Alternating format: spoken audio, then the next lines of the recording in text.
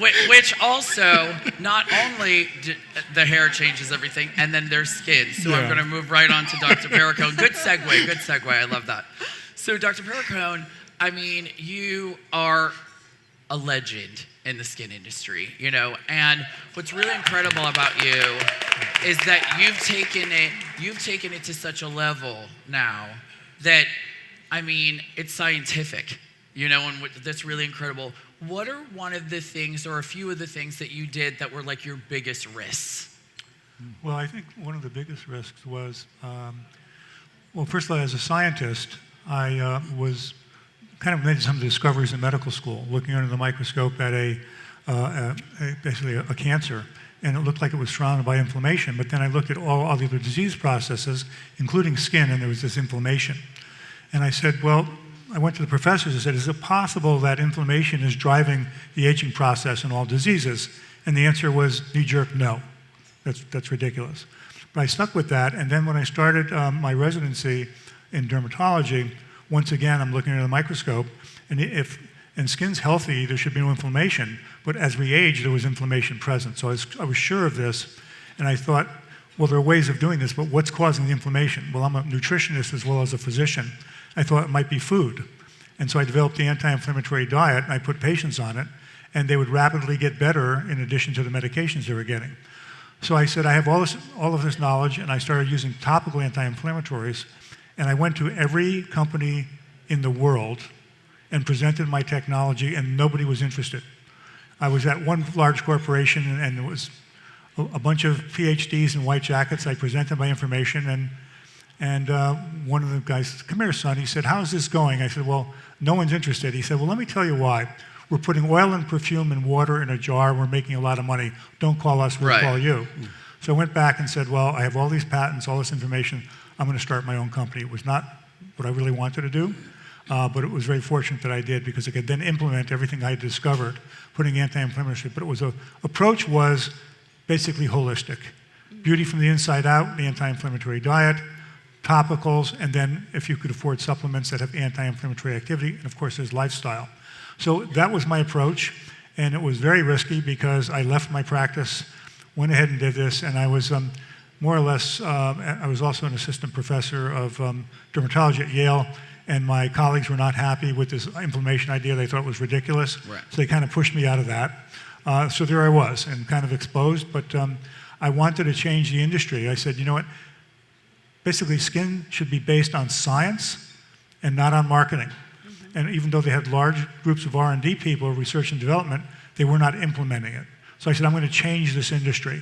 And I'm pretty happy to say that now, 20 years has gone by, it's really based on science now, and I think I've really reached my goal. No, unbelievable. Wow. What a risk, right? Unbelievable. So I'd like to go back to Dr. Perricone, actually, and the list here, guys, first of all. Healthy aging expert, award-winning inventor, philanthropist, and author of multiple New York Times bestsellers. What advice can you give someone looking for support? I think what you need to do is, first of all, you have to have a vision, and you have to believe in that vision. And when you bring that vision to other people, you will get support because it resonates with people if you really have something that you're passionate about. So I'd say you want support, keep your passion. Do not get deterred because you're going to get a lot of negative feedback. Just keep your eye on the goal, and it's going to happen. Now we're going to do a bonus round. So everyone can just talk really briefly about how you emotionally connect to your audience. Because as we know, with social media now, so much branding is done through social media. I mean, you could buy major ad campaigns, you can, billboards, television, everything. And it really comes down to the person that's behind the brand and what's really important, especially with everyone here, because so much of it's personal. And Dr. Perricone? I think that I would like to pursue what I have been, and that is educating everybody about what this is all about. And health is so incredibly important to all of us. And so education continues. I've just finished another book.